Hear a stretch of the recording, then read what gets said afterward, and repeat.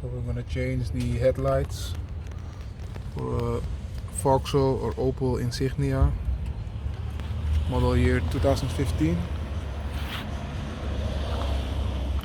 So first we're going to remove the covers.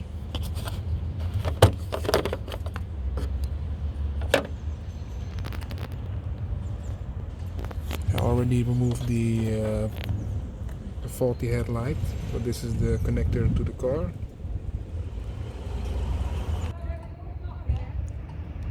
These are the new LED headlights. I'm gonna put them in. So the trick is to put it in and then turn it. So you just check the alignments and yeah, put it in. Next step is to connect this back to the lamp, and then you connect this socket to the feed cable from the car.